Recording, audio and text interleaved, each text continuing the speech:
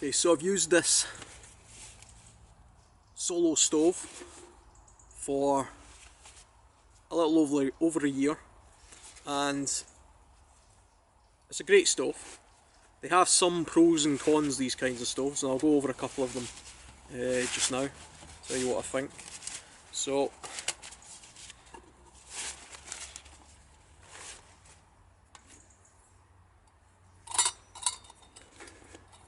they come in different sizes, and they come with pots. So, okay, so this is the it says 1.6 litre or 60 ounce pot, which came with a stove. I find this one to be more than adequate for any kind of cooking that I'm likely to do, or if I'm with a friend. This is just a means of boiling up a lot more water than what you just would in your mug. I have got a couple others in smaller sizes, but for the most part this I find to be perfect, and it also neatly fits the stove itself inside, so it's pretty good. It did also have a, another handle over here, which I took off for some reason, I can't remember why.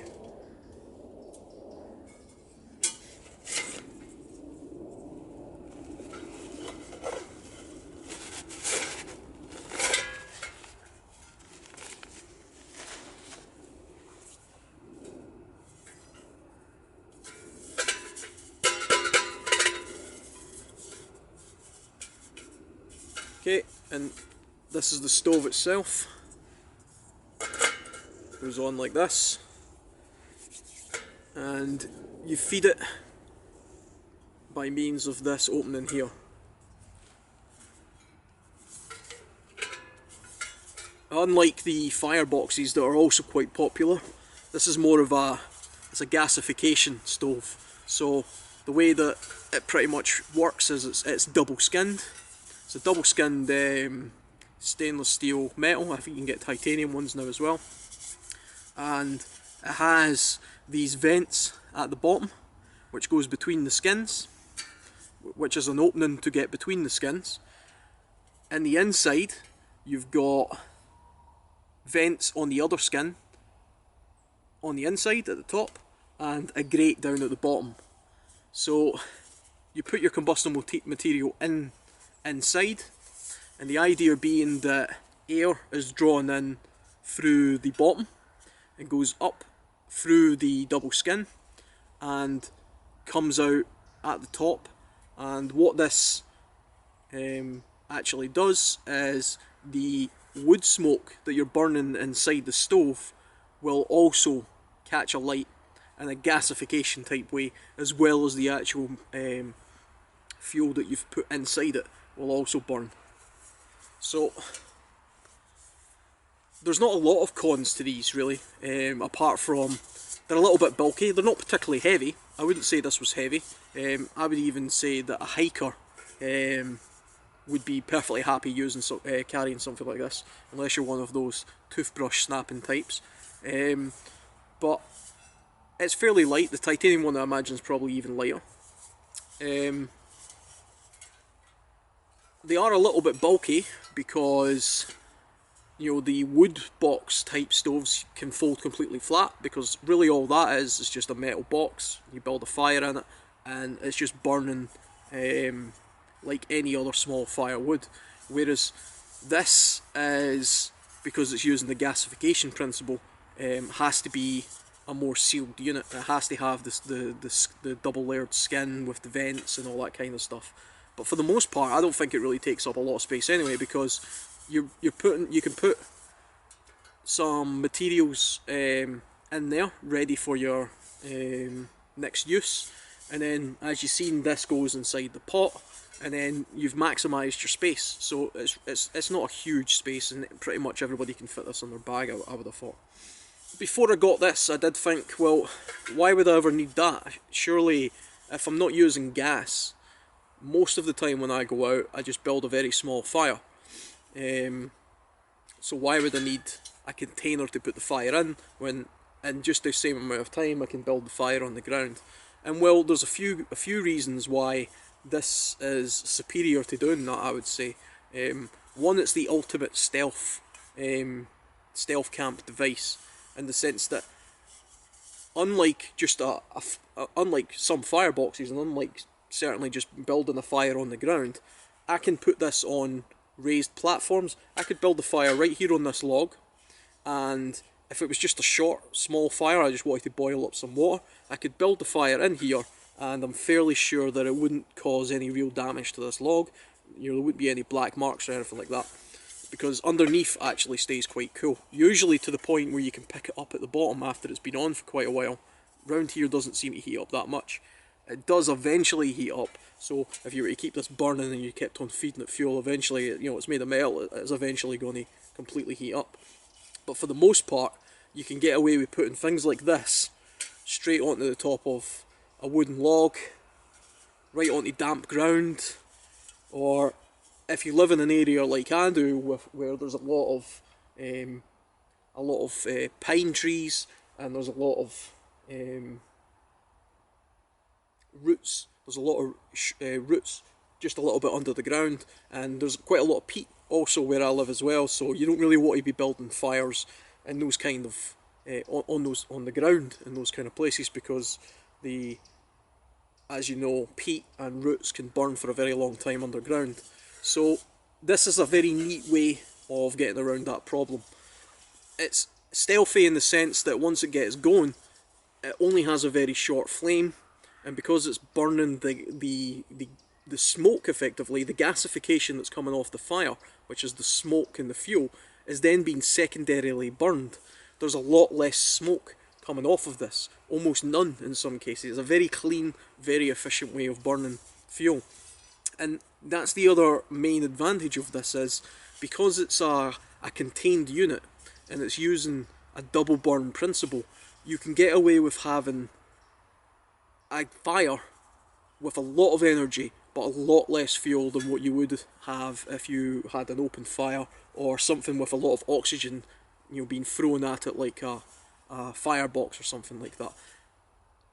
You'll get away with a hot fire for a lot less fuel. And some other cons about this, I've seen some people talk about just how amazingly easy it is to light these things up, and I've actually seen an advert where they were just chucking pine cones and stuff into it, and a few bits of material, and they just literally dropped a match in there, and it caught fire, and there's like, oh look, it burns just about anything. In my experience of having this and using this over the course of a year, that's not really the case. It actually is quite difficult sometimes to get this thing going, because you only have that small area to get the fire going, and once you do, you have to really feed it quite a lot. In the initial stages, you have to give it a lot of little bits of fuel in order to build a heat. Once it's actually built up a heat and it starts drawing in the oxygen, then it's incredibly easy to keep going. You can just throw most things in there, most flammable things in there, pine cones or bits of wood, stick and things like that, and it will keep going. But actually getting to that stage to start off with isn't as easy as some people make out.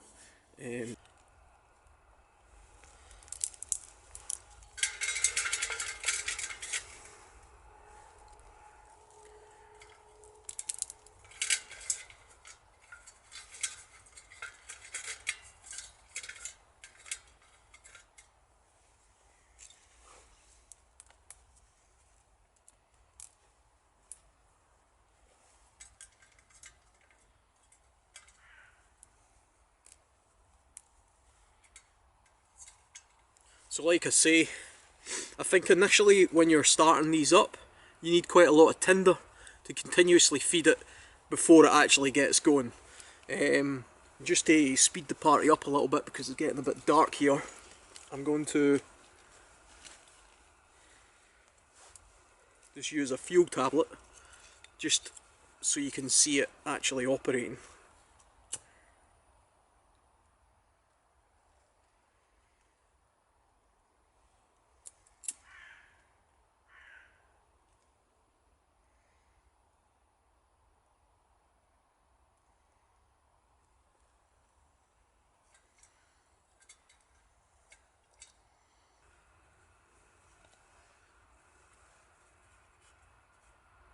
So once you got your tinder going, and you've still got your same sort of little stick platform at the bottom,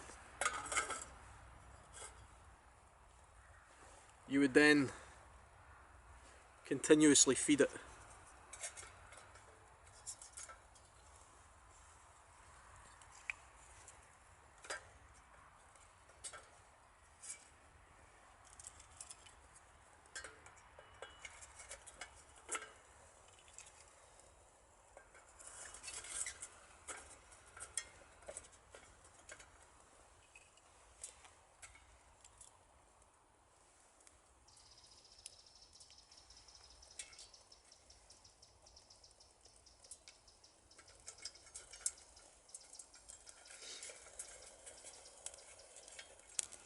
So from a fuel point of view, that's really as much wood as you would need to boil up probably a decent pot of water, maybe about the size of this. You'd maybe have to put maybe about this much more in just to keep it going. But obviously I used some fuel tablets there just to get it going. You would have to use, if you were using birch bark or something, you would have to have a decent pile of birch bark, and you would have to keep on sort of feeding that in there until you got these bigger sticks going. Sometimes you can get it going quite quickly, but like I say, in my experience, it tends to be a little bit more fiddly than is made out. At the moment it's not actually working as a gasification stove, because that takes a little bit of time to burn down and actually get going. Just now it's just burning the wood. Once it actually heats up, you'll see how it actually works. So you can actually see, if you can see down into the pot where the holes are,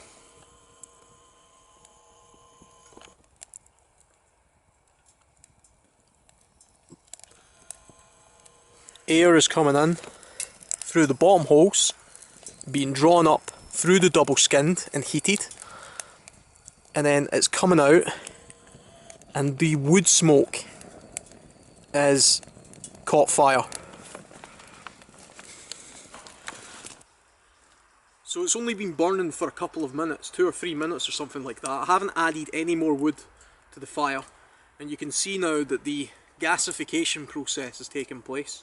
And what you've got now is a very, very hot, very smallly contained, completely clean fire. There's not a lot of smoke coming from it at all, because the gasification from the wood smoke has been burned off, and what you've got is a very neat little stealthy looking fire. And like I said, round about the bottom is still quite cool to touch.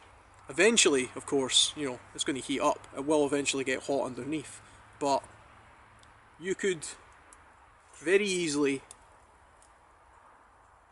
I would say, have that sitting there burning probably for a good half an hour if you were feeding sticks into it and you were boiling up some water, and it wouldn't leave any burn marks on this log at all, so there wouldn't be any indication that there was ever a fire here. So you can see, because there's not a lot of smoke and there's not really a lot of light coming from this as well, if you wanted to, you could crouch down behind a fallen tree like this and have a very small fire to cook up your water, or if you really needed to just get a little bit of a heat without drawing any particular attention to yourself at all. As long as you can block out this light here, nobody's going to know that you were that you ever had a fire. It's a very stealthy way of having a small fire, and of course the other advantage of it being that you're only limited to the resources around about you for fuel. It's a unlimited fuel resource. It's an unlimited fuel burning resource. It's never going to run out of gas because you're getting it from the material itself, and as long as you have material, then you're going to always have a fire. They are a little bit expensive, I would say. You know, I think this one's about £90 or something, but they seem robust, and I think they're an invaluable tool. I use this a lot now. I had my, like I say, it wasn't really something I'd ever really thought about too much until I started looking into them a little bit, and then I thought, you know, because some of the areas I was going to had a lot of peat and it was dry at the time of year I was looking at these, I thought, you know, I'll give one a try and see what it's like. And now I carry one of these with me quite a lot when I go out. I didn't bring any water with me, so I won't put the pot on the fire too much, but obviously as long as the wood is below the flat top bits at the top, you'll always be able to just fit your pot right on top. And then you have, you know, even less light.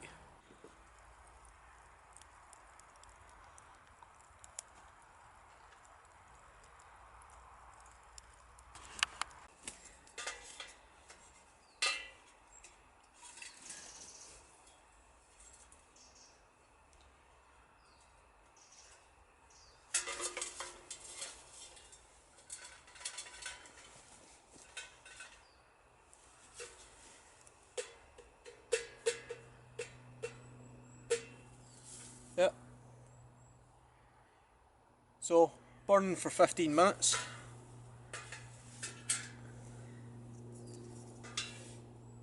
Not a lot of ash came out of that.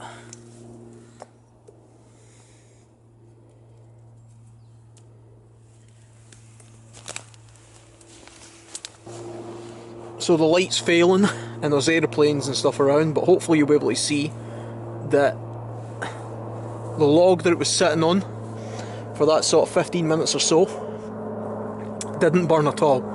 It's a little bit warm to the touch. It is a bit damp, this moss. It's a little bit warm, but that's a long way from being scorched in any way. You would have to have that burning probably for another half an hour, 40 minutes or longer before that actually, you know, burned away. So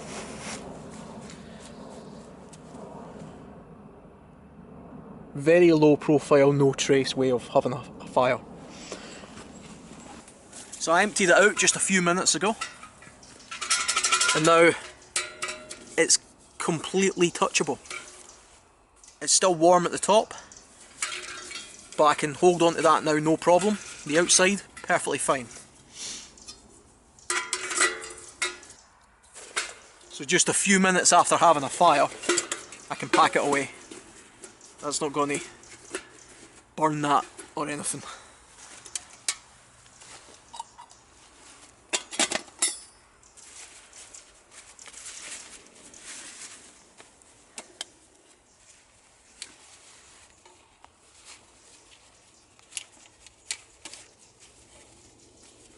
It's a lot cleaner than a firebox as well.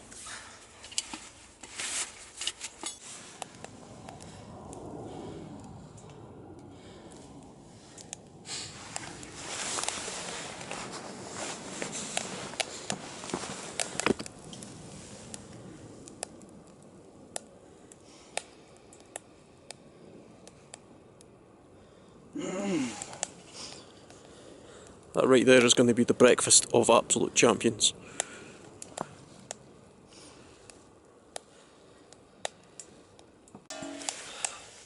I don't know if we're going to get both steaks in the pan.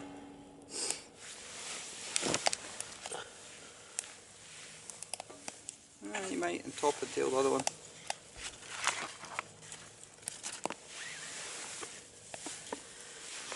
Oh yes.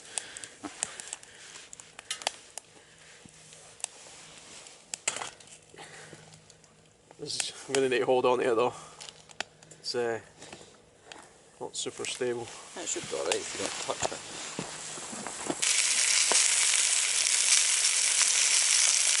This pan is kind of deforming a little bit. Maybe.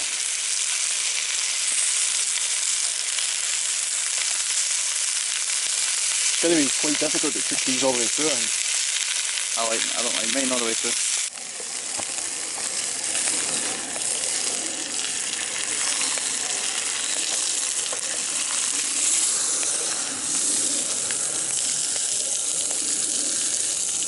How much do you need? How much do you want? Hold on, I'll get my cup.